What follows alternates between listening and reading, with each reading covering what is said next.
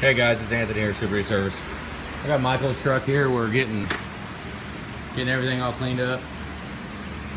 It's getting engine out, lifters. It was leaking horribly. I mean, hang on a second, hang on here. Yeah, it was freaking nasty. I mean, for a clean truck, boy, it was leaking its butt off. So, yeah, we're doing good. Go ahead and yank it out. Yank it out, reseal it. Not very common is a rear main leak. It seriously is not very common. Not sure, I mean, it's just not common. This is a rear main leak. Look at it, it's freaking nasty. So, rear main was leaking. So we got a bonus there. I went ahead and cleaned the block. See, the bed plate's coming off. We're gonna do bed plate seal, reseal the entire engine, so I don't worry about cleaning the bed plate or the upper oil pan right here. But the block, I know it doesn't look very good, but that's clean. There's no grime. Well, you can kind of see the difference here compared to here, you know. So we cleaned it all up and just getting ready to break it down, get everything taken apart. The intake was horribly bad. We are now doing ultrasonic cleaning on intakes. Intakes will be ultrasonic cleaned, and with our setup on it. So yeah, the next two, I've got two on the shelf right now, getting ready to go out, and those are not ultrasonic cleaned. So the one I just sent two more to them, and so yeah, they're gonna be freaking beautiful. But this thing was just horrible. I went ahead and ripped the heads all the way apart, and because, you know, sometimes they were just too caked. They were horrible. I mean, they were freaking nasty. So went ahead and took them all the way apart, hot tanked the crap out of them, cleaned the shit out of them. I got them all freaking to where they're good. You can kind of see that. You see those lines right there? That's when the top compression ring is at top dead center. That's where that little bit of blow by. If you look back at a previous video, I've got, it shows blow by. That's why I don't really get too concerned with compression tests, because you'll see it with your eyeballs. You'll freaking see it. You can see that right there, how the cross hashing does not continue all the way up to the top. That one's not as bad. This is cylinder 5 right here. And then see, they look great down. I don't see any, well, I haven't like completely inspected them, but I did notice, oh, hang on a second. Okay, somewhere over here, where the hell is it? Right there, look at that. See that right there? I mean, you know, it'll run. It'll be all right. I mean, but it depends, I don't know. I mean, that greatly compounds the well, the cost, you know. It's freaking, you can see it right there. Got a little rust going on with it. That's combustion leaking past the top compression ring. I mean, I don't see any issues on the intermediate ring down on the bottom where it hits, because the top compression ring hits right here. The intermediate ring hits about right there. Well, about, you know, it's about a 1/4 inch down. So we got a little bit going on here, which some of that might clean out. I haven't, but just seeing that little bit of rust at the top, I mean, we'll have to clean it better and take a look at it. But this did have an oil cooler replaced on it. It's the screen, it's got an updated screen on it. Front cover, the seal right here on the coolant port, it came off of the front cover. It wasn't attached. It wasn't even attached to the front cover gasket anymore. So it was pretty nasty. All this was caked with crap. Kind of got most of it clean now. It's not too bad. I think this truck had a coolant filter on it. Freaking hate coolant filters. I mean, you know, the concept is good. Implementation is freaking horrible. That Sinister one has got those crimp-on fittings right there. And it's not a question of if, but when it leaks. You know, it's just adding leak points. A healthy system that's flushed properly and done properly, you don't need a coolant filter. You know, put the EC1 coolant in it about every, I mean, I don't know. I mean, you could go once a year, you know, or every other year, or whatever increment would work. You know, 100,000 miles, get it out and put fresh in it, and you'll never lose an oil cooler ever. But I mean, it doesn't matter. Whatever, coolant filter is coolant filter. You know, the concept is nice. Yeah, I don't know. Just throwing a little update video. We're gonna have the lifters out here. There was absolutely no metal in the oil, so this is a preemptive oil seal lifter job because you don't want to have metal in the oil. So let's go ahead and get it done. We're gonna need a low pressure regulator. Anytime I yank it down this far, throw a new regulator in it. I hear a lot of people, they replace the pump, the low pressure pump. It's a freaking piece of metal. It's, you know, I mean, if it's not worn or anything like that, but we can. I mean, it's only like 50, 60 bucks, maybe 70, I don't know. But the regulator, absolutely. Every time I freaking get one down like this, it gets a new regulator. Because it's a spring, it's a mechanical regulator. The spring, I mean, it's a spring, you know, springs get weak. So replace the damn spring, get the oil pressure, make sure it's where it's supposed to be. I mean, anything else? Hell, I don't know. I don't know what else we got. I'm getting ready to get the rear cover the rest of the way off, and then we'll flip it over, and then when I flip it upside down is when I clean the deck surfaces. I clean them upside down so that everything drips off, you know, rather than have it go into it. When at all possible. I mean, you know, if it's just a stud job, we have to clean it with the deck surface up, obviously. But if we're going to do it here with the engine out, shit, might as well clean it upside down. Yeah. So, I don't know. I'll probably think of a couple other things, but I thought I'd update.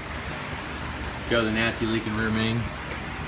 And, shoot, I don't know how much we're going to get done tonight, but this is the one that air filter. I think, who knows, some of you was emailing asking about what kind of air filter was it. It doesn't really freaking matter.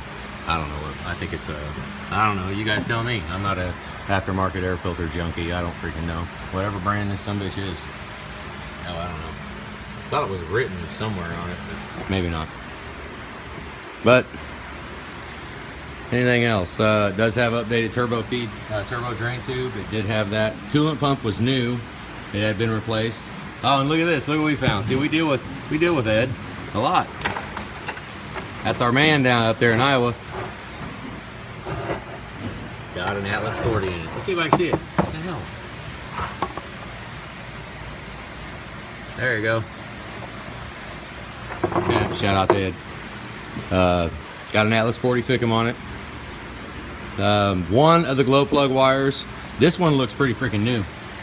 So I think Julie was, I don't know. If I could put new O-rings on it, I really hate reusing glow plug wires. I freaking hate it. Not when you're going this far in. If a glow plug wire freaking leaks, it's gonna piss me off. But that one is, I mean, nothing wrong with that one. It looks new. The other one looked fairly new too, or it was clean, but it broke to crap trying to get it apart. It was broken. So that one's trash. So I don't know what else we got. Oh, the Fickum harness is brand new. Brand new Fickum harness. We do have concerns. Hang on, let me pull this out. I'll show you. Okay, this is one where I absolutely love it that we do the videos because this truck ran all right, had no electrical issues. Not that I'm aware of. I mean, when I drove it, I didn't see any electrical issues. But for how long? Now, we're just going to start like right here. That's the crank sensor wire. It's all good. See it? It looks good. Not, I mean, fairly good. Let's see if I can focus. You can kind of see the gray wire is starting to get a little bad, but that's fine. Whatever. So we'll keep chasing it up, and we'll look at the alternator plug. The alternator plug, both wires. Both wires are showing they're exposed right at the freaking harness. That's not someplace you can repair. You replace pigtail. Well, then you got to splice here. You got to splice up here, and I mean, it's you know, freaking adding the pigtail. Okay, so we got the alternator wire. This is the VGT wire for the turbo. Both tabs are broken on it, and both wires are checked right there in the end. So now we're at another harness. So there's two pigtails. Pigtails are about, I don't know, they're about $50 freaking a piece for the pigtails. Okay, we're gonna go ahead and keep chasing down. Fan clutch looks okay. Coolant temp sensor looks okay. Let me see if I can.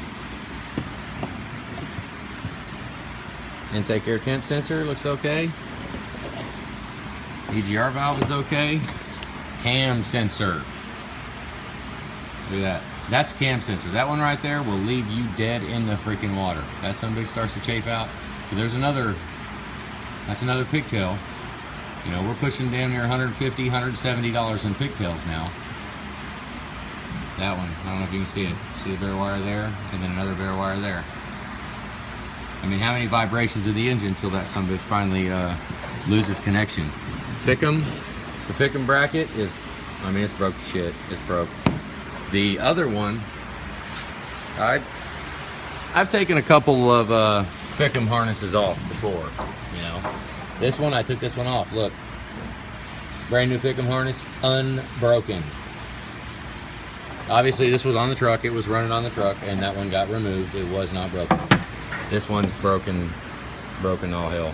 The tabs, I meant the tabs on the sides. This one and that one. So, you know, that one, there ain't a chance in hell. I'm not replacing that.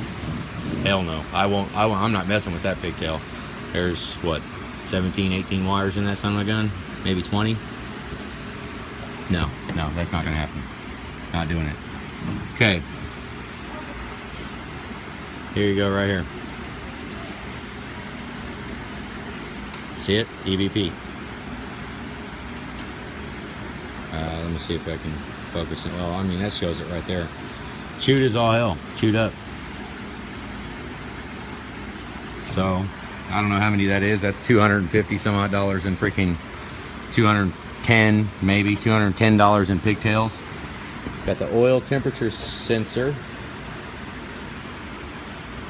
It's freaking screwed. I mean, try not to move it that much because you might not want to replace it. I mean, but damn, I mean, and then oil pressure switch.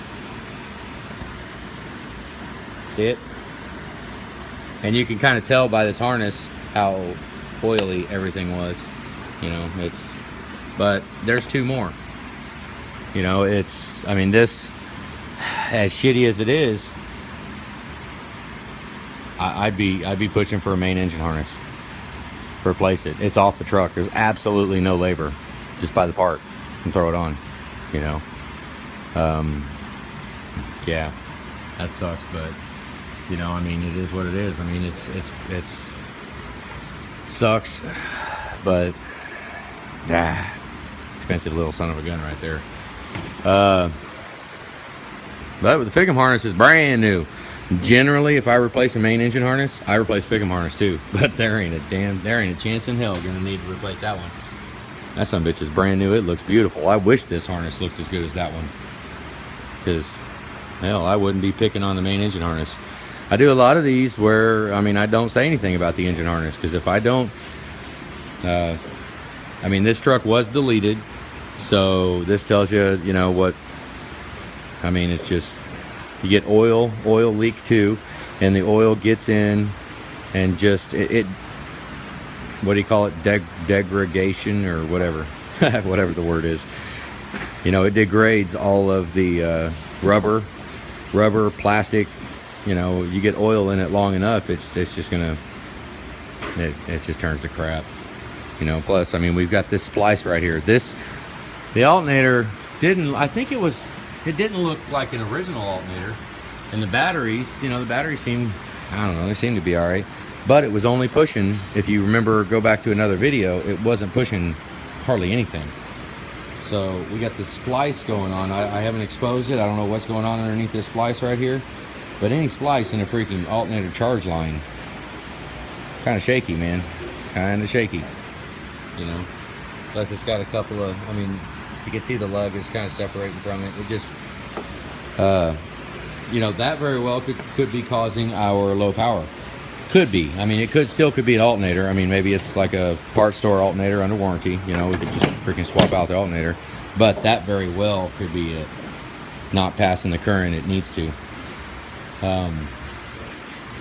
Yeah, I mean, we've got the injectors are out. I think they're aftermarket injectors. They're high performance. I think 170s, 190s, something like that. We've got, that's where they're at. They're rerung, they're clean, submerged in oil. That's how you store them. I don't ever remember anybody. I actually had my Ford rep here. Well, the Blue Diamond rep, which he retired. But I had him here, and he looked at how I store injectors like that. He'd never seen anybody doing that before, ever. I was like, damn. I mean, there might be some people out there say, I've been doing that forever. Well, I have been doing it forever. Long time. That's how you store injectors, to make sure. That's what I was talking about before, how we try to take care of them. We do everything we can to keep them in good shape. But, I mean, those, and oh man, I should show those. Those are factory installed injectors that look like they just had new nozzles put on. Even the wires. See the wiring? It's yellow. Look at these over here. I've got a full set of injectors right here that are, they're still under Ford warranty, actually, from a truck I bought. See how white those wires are? That's new injectors. So whoever he got these injectors from, see how yellow they are? Look at the yellow, and then look at the white. So whoever got them from, they just took old injectors, old coils, old everything, and put new, seemed like put new tips on it, which freaking sucks. Freaking, I don't know, whatever. But you know, I think there was one low or something like that, but whatever, I don't know. I've got them on video, so if we need to address that and do anything with it, you know, definitely now is the time. It's one of them points where there is no labor. You know, main engine harness, swap injector out, whatever, blah blah blah. There's no freaking labor on any of it. You know, I don't care what part I grab. If I grab this one or grab that one, it don't matter to me. You know, now we just have to get the parts. You know, so, yep. I don't know. Freaking combustion right there. Freaking drag. I mean, it'll be all right. It ain't like it's like detrimental to, but I mean, we're kind of going pretty deep into this truck right now. We're going pretty deep, you know, and it's, I mean, it's, I think it's like maybe $2,000 more, something like that, to fix that. I mean, with how this is, this would be an absolute candidate for a 10 over. 10 over. Punch it out 10. We could punch it 20. I only do 10 and 20. And most of the time I only do 20. I don't do 30. 30, I ain't touching 30. Hell no. You're not going to do it. I'm not doing it here. That's just, in my opinion, we don't make horsepower with this engine by displacement. We make it by tuning. You know, get it running. You want to throw some injectors or whatever, but bore in it oversized. This ain't a freaking Chevy 350 where you punch it 30 over and you get a little more horsepower. You're not even going to notice it. I've driven 20s over. You just don't even notice it. But I don't know. That's kind of a slippery slope right there, because you know that's one thing that we always look at. We're going this far in. I mean, look, the pistons are right there. They're right there. You know, the crank, all that. I mean, in order to fix that, though, it's complete engine disassembly, and what that comes down to is a refresh. I call it a refresh. I think I call it a refresh because it's kind of sounds a little easier on the wallet, but it's actually total engine rebuild. It's rebuilding the entire engine. You know, it's all new bearings, all new rings, new pistons. Get new pistons, and you know, camshaft out, deck the block. We always deck the top too. We deck the top, deck the sides. You know, I don't mess with journals. We spec them, but if there's anything wrong with the journal, I do not use oversized bearings on the rods or anything. Hell no, never. If it needs oversized bearings, it needs a crank. Put a different crank in it, put a different block on it. But we don't have no issue with that here. That's that'll be, you know, then no, there won't be no issue there because the truck runs fine. It runs fine, just has a little blow by. Just a little bit, but that's where it's coming from. You can see it right there. Right there, and then we got a little bit of shading, you know. So, holy crap, that's a long enough video. All right, guys. Bam. I'm out of here. Have a good night.